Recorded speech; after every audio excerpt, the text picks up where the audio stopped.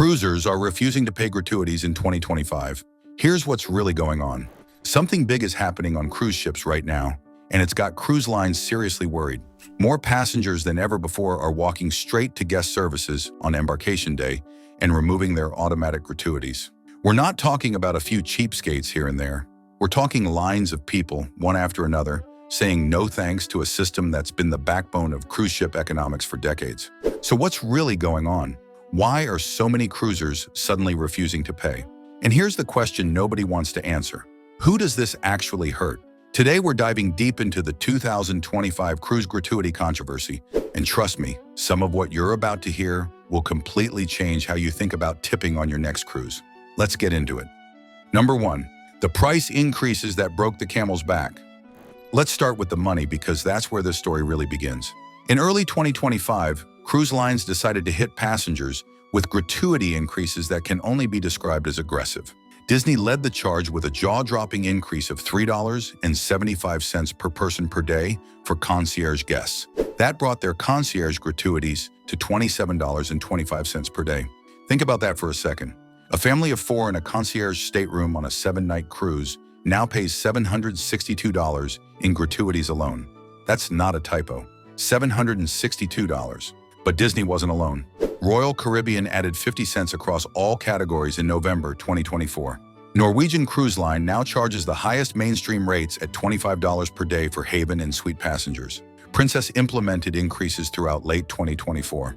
Even Margaritaville at Sea jumped $2 per person daily in February 2025. Here's why this matters. For a regular family of 4 on a standard 7-night cruise, you're now looking at $448 on Carnival, $518 on Royal Caribbean, or $560 on Norwegian. That's more than most families budget for shore excursions. It's more than specialty dining packages, and it's charged whether you think the service was exceptional or just okay. The psychological breaking point happened when passengers realized these aren't small adjustments to keep up with inflation. Norwegian's increase in 2023 was a 25% jump overnight. That's when cruisers started asking uncomfortable questions. If cruise lines can arbitrarily raise gratuities by that much, are we really tipping? Or are we just paying a mandatory fee with a nicer name? Number 2, what cruise lines tried to hide and why transparency backfired spectacularly. Now here's where things get really interesting. In January 2025, Celebrity Cruises did something no other cruise line had done before. They sent passengers a detailed breakdown showing exactly where gratuity money goes. They probably thought this would build trust. Instead, it started a firestorm. Celebrity revealed that for standard staterooms, 60.1% of gratuities go to dining and culinary staff, 28.8% goes to housekeeping, and the remaining percentage goes to other hotel services. Seems reasonable, right? Wrong. Social media absolutely exploded. Here's what passengers were saying. Translation: pay our staff's wages for us while thinking it's a tip. Another comment that went viral: if the cruise staff isn't being paid a living wage, it's the passenger's burden. The most damning one: this just proves we're subsidizing their payroll. Celebrity's transparency revealed what many suspected, but nobody could prove. These automatic gratuities don't feel like tips for excellent service. They feel like cruise lines have figured out how to advertise impossibly low fares by making passengers directly pay crew wages. And once passengers saw behind the curtain, they couldn't unsee it. Princess Cruises has an even more controversial system that most passengers don't know about. Their gratuities pull fleet-wide, not per ship, fleet-wide. That means the money you intended for your Caribbean cabin steward might actually go to someone serving Alaska passengers months later. Oh, and Princess admits they deduct credit card transaction fees before distributing anything to crew. So crew never actually received the full amount you paid. The takeaway? Cruise lines thought transparency would help. Instead, it confirmed passengers' worst suspicions about who these gratuities really benefit. Number 3, the Virgin Voyages betrayal that proved nobody's safe. Virgin Voyages launched with a revolutionary promise. All gratuities included, no hidden fees, no confusing charges. It was literally their defining feature, the thing that made them different from every other cruise line nickel and diming you to death. On September 25th, 2025, Virgin's CEO announced they were abandoning that promise entirely. Starting October 7th, gratuities would unbundle into a separate $20 per person per night charge. They claimed this was giving passengers what they wanted: transparency, clarity, the ability to see exactly what crew members receive. The cruise community saw right through it. One blogger wrote, "Virgin Voyages is making waves with a pricing shakeup, and not in a good way." Another pointed out the obvious. "I've always seen Virgin's inclusivity as being the thing that sets them apart. Why would they throw that away?" Here's the real reason Virgin made this change, and it has nothing to do with passenger feedback. It's about marketing. When travel agents and booking sites compare cruise prices, Virgin's higher all-inclusive fares looked more expensive than competitors showing artificially low base rates. Virgin couldn't compete because they were being honest about the total cost, so they caved and joined the race to the bottom. What does this tell us? Even cruise lines built on philosophical opposition to hidden fees eventually conform to industry norms. Because in the cruise industry, the lowest advertised price wins, even if it's a complete lie about what you'll actually pay. Number 4. What crew members are secretly telling passengers. Now let's talk about what really matters, the people who actually receive these gratuities. Because what they're saying privately is very different from what cruise lines want you to believe. Multiple crew members, both current and former, say the same thing over and over. They overwhelmingly prefer cash over automatic gratuities. One former waiter explained he could earn 100 euros in cash on a normal sailing, with his best cruise bringing in 650 euros total. But here's the key part. He said cash felt like extra money in his hands. Automatic gratuities felt like his salary. A Royal Caribbean crew member working on Wonder of the Seas put it even more directly. "Cash tips, no matter how big or small, help us tremendously." But she revealed something more valuable than cash, being mentioned by name in post-cruise surveys.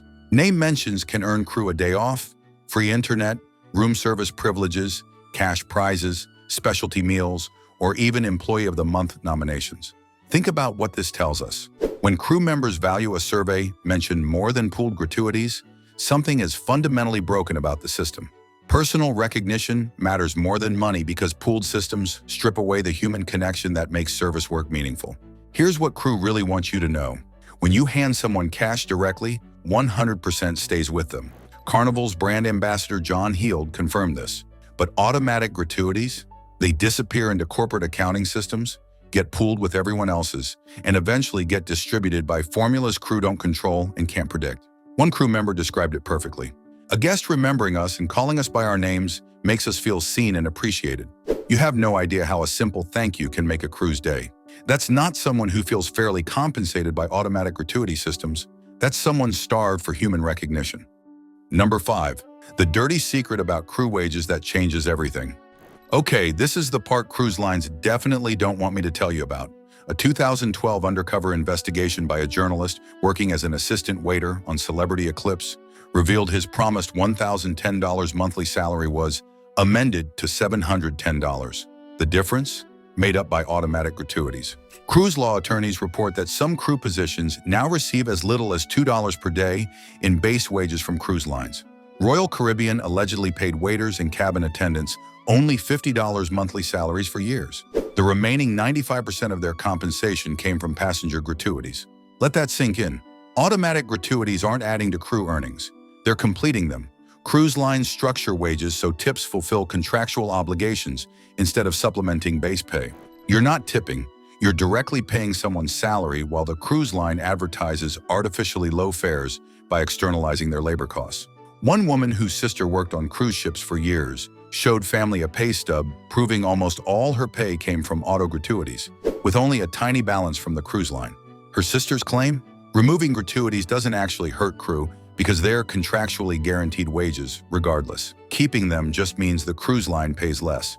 Now, Carnival's John Heald vehemently denies this, calling it categorically nonsense, totally 100% false that Carnival uses gratuities to pay base wages.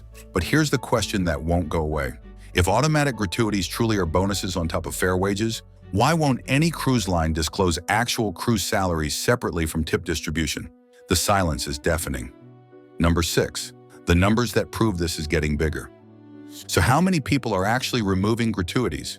The best data we have comes from a survey of over 4,000 cruise passengers. Currently, about 10% remove automatic gratuities.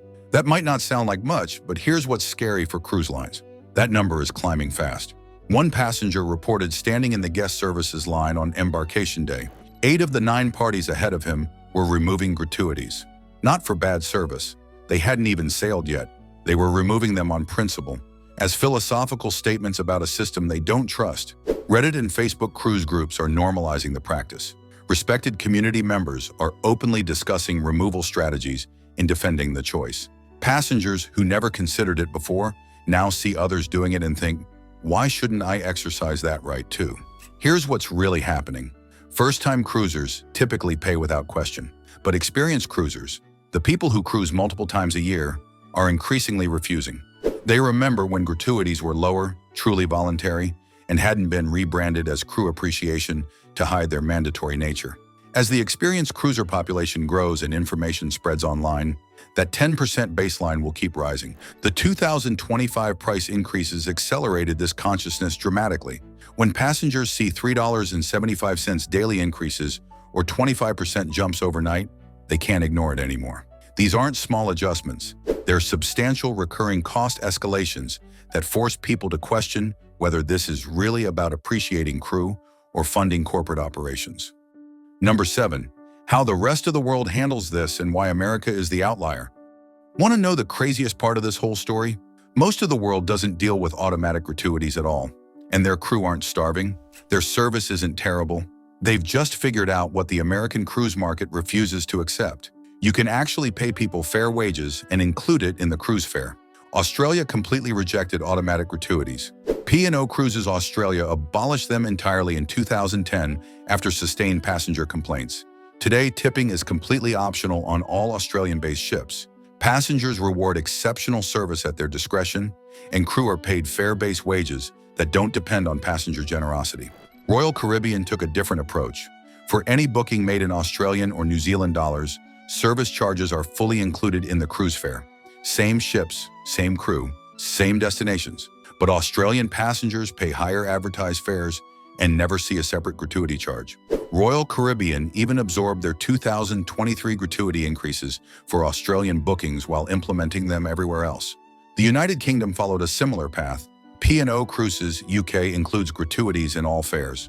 Their positioning is brilliant. Exceptional service is our promise, not an expectation. Relax and indulge knowing tipping is never required. That's what transparent, honest pricing looks like. These international markets prove alternative models work economically. When cruise lines claim they can't include gratuities without making cruises unaffordable, Australia and the UK show that's completely false. Cruise lines simply prefer different pricing structures based on what local markets accept. Americans have been conditioned to accept automatic gratuities as normal. The rest of the world said no thanks. Number 8. So what should you actually do? All right, we've covered what's broken. Now let's talk about what you can actually do with this information. First, understand that removing automatic gratuities is your right. Every cruise line allows it. You can go to guest services and request removal without giving a reason. They might ask why. They might try to talk you out of it, but they have to process the request. Second, understand who gets hurt. It's not the cruise line executives. It's not the corporate office. It's your cabin steward who's been away from family for 8 months. It's your dining room server working 12-hour shifts 7 days a week. If you remove gratuities, you're making a statement to the cruise line, but the crew pays the price. Here's my recommendation, and this comes from talking to dozens of crew members. Leave the automatic gratuities on, but bring cash. Lots of singles and fives. Hand money directly to the people who serve you exceptionally well. That $5 bill you hand your bartender goes straight into their pocket. Untaxed, unshared, immediate. That's real appreciation. Even better, learn their names, use them. Write them down during your cruise and mention them by name in your post-cruise survey. Those survey mentions can earn crew promotions, bonuses, days off, and recognition that matters more than pooled money ever could. If you truly object to automatic gratuities on principle, here's a compromise. Remove them, but replace them with equivalent cash distributed directly. Your cabin steward should get the bulk. Your main dining servers should get substantial amounts. Even hand $5 or $10 to the buffet workers and public area cleaners you pass every day. The worst thing you can do? Remove gratuities to save money and give nothing. That makes you part of the free rider problem where everyone gets the same service, but some people pay nothing. Don't be that person. Here's the bottom line. The 2025 gratuity controversy isn't really about money. It's about trust. Passengers don't trust that automatic gratuities actually benefit crew the way cruise lines claim. They don't trust pricing that unbundles every possible cost to make base fares look artificially low, and they don't trust an industry that calls mandatory fees gratuities to preserve the illusion of voluntary tipping. Cruise lines have created this mess themselves. They could solve it tomorrow by including crew compensation in base fares, like Australian and UK markets demand. They could disclose actual crew wages separately from gratuity income to prove tips or bonuses, not payroll. They could stop raising gratuities multiple dollars at a time while claiming nothing's changed. But they won't, because the competitive advantage of advertising $299 cruises while hiding $500 in mandatory fees is too valuable to give up. So passengers and crew both lose while cruise lines defend an increasingly indefensive system. The revolution happening in 2025 isn't passengers suddenly becoming cheap. It's passengers finally seeing through the charade and refusing to participate. Whether that leads to meaningful reform or just more people removing gratuities and hurting crew remains to be seen. But one thing is certain, the cruise industry's gratuity model is reaching a breaking point, and something's got to give. If this video helped you understand what's really happening with cruise gratuities, hit that like button and subscribe to Cruise Smart. Drop a comment below and tell me, do you pay automatic gratuities or have you removed them? And if you do remove them, what do you do instead? I read every comment and I genuinely want to hear your perspective on this. Thanks for watching, and I'll see you out there on the water.